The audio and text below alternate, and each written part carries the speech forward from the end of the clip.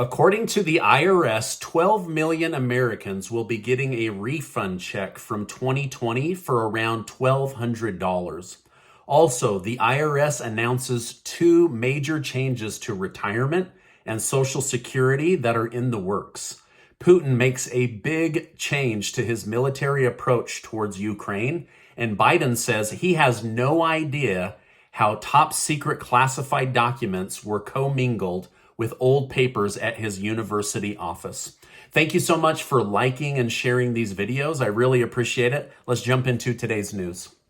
The Film and Television Awards show, the Golden Globes, hosted Ukrainian President Volodymyr Zelensky via a video call. During the call, Zelensky stated how the new generation gains most of their knowledge about previous world wars from movies that are produced about them. Zelensky stated, "The First World War claimed millions of lives. There will be no Third World War. This will not be a trilogy," he says. "The war in Ukraine is not over yet, but the tide is turning and it's already clear that we will win. We will make it together with the whole free world, and I hope that all of you will be with us on the victorious day of our victory." So Zelensky feels very confident that this is not going to result in World War III and that Ukraine will be able to beat back Putin and the Russian Federation army. Now, Zelensky is confident about the outcome. However, Russia has just made some of its biggest advancements on Ukraine since the month of August. As we currently speak, Russia has almost entirely captured a small mining town. Ukraine is still holding very strong, though, in many areas, and it seems that they have a decent chance of winning the war, even though they are losing battle after battle. However, Putin is not sitting idle with more weaponry coming in from the United States and NATO. Just yesterday, I told you how Russia announced that they will add 500,000 conscription soldiers to the Russian Federation army. Just today, President Putin announced a change of the guard. He will be installing General Valery Gerasimov to take over the war in Ukraine. Apparently, he's more skilled and a little bit more ferocious when it comes to battle. Now, Putin says the new general has more experience to take over Ukraine and keep the Russian military men and women serving safe. Now, Zelensky mocked Putin for having to replace his previous general, but Poland did not see this as funny and said that they will actually be sending more armored tanks to Ukraine to defend itself against these new attacks that will be coming. I'll continue to keep you updated on this situation. The Pentagon has removed its COVID-19 vaccine mandate. Basically, they're not going to force people to get a vaccine that they don't want. Now, previously, if you didn't want to get the COVID vaccine in the military, you were punished unfairly. For example, they might take away credit towards your military retirement. They might kick you out of the armed forces and basically in a degrading way. You could lose rank. You could lose pay. They did everything they could to shame people into getting a medical procedure that they did not want.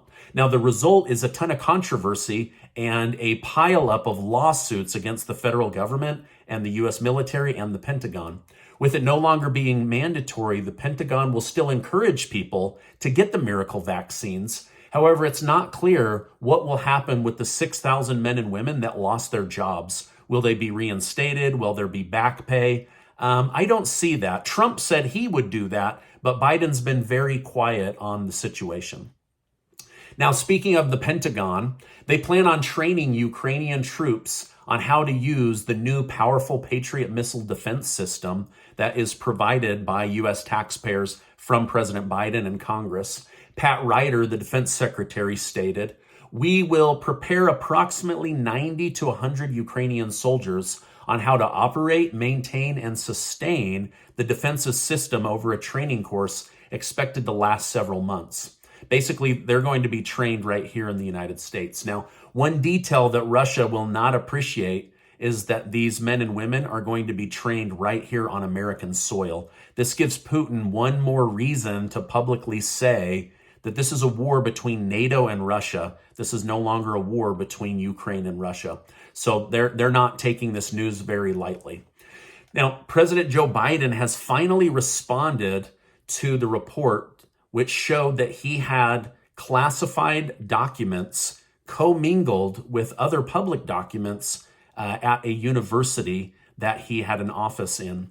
He stated, "I was briefed about the discovery and surprised to learn that there were any government records that were taken there to that office. But I don't know what's in the documents. My lawyers have not suggested I ask what documents they were. I just find it very funny, though, that Biden called Trump irresponsible for having documents, and then it turns out he also has documents." Now, according to CNN, here's what we know about the documents. They are top secret classified military intel about the country of Iran and a couple other countries going back between 2013 and 2016.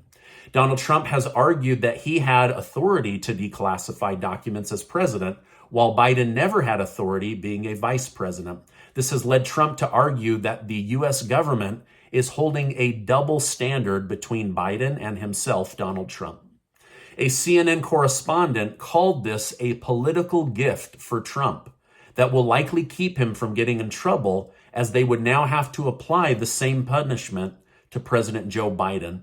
So basically, hey, they were gearing up to do something, and now that Biden's in the same situation, now we probably won't be able to do that.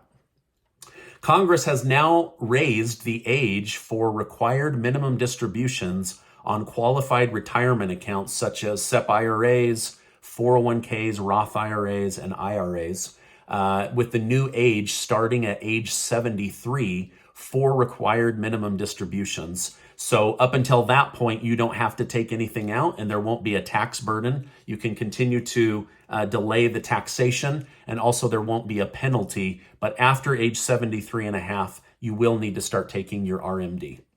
Now, there has also been talks in Congress about raising the minimum age you can start receiving Social Security benefits. With the latest increases to Social Security, the trust that holds the Social Security money is scheduled to run out of money even faster. Now, one way to slow this is to raise more tax money from higher income Americans. It seems Congress doesn't want to do that. Another way is to make Americans work longer and receive benefits at an older age. Some extreme members of Congress are saying no benefits for Americans until they're at least 70 years old. Now, they have not decided on a final number. I'm just letting you know what's in the news today. The IRS announced that they will be sending 12 million Americans additional tax refund money from 2020 tax filings. The IRS backlog has made it hard to get these updates done and this money out the door. Yeah, like 3 years too late, right? Now, according to the IRS, the average person receiving one of these IRS checks will receive right around $1,200 from the IRS. So if you had 2020 tax filing issues, you might be getting a $1,200 IRS check in the mail very soon. So definitely keep an eye out for that letter. Many Republicans are now saying the newly elected New York representative, George Santos, should resign. He's embarrassed himself and the Republican Party.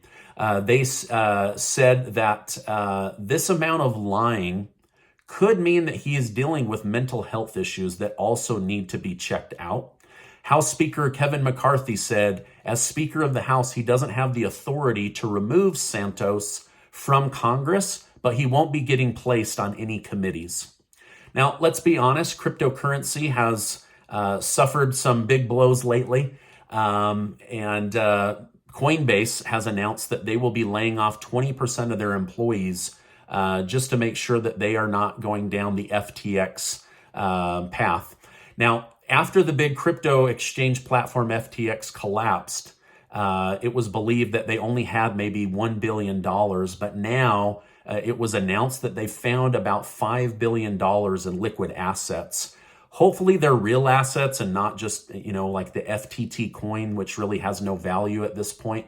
But they're looking for $9 billion, but they've been able to find about $5 billion plus about $200 million in real estate and $500 million invested into Robinhood. So if you put money into FTX, hopefully no one in my community did, but if you did, there may be a chance of getting some of that money back, but only if the lawyers involved in the bankruptcy. Don't gobble up all the money in the meantime.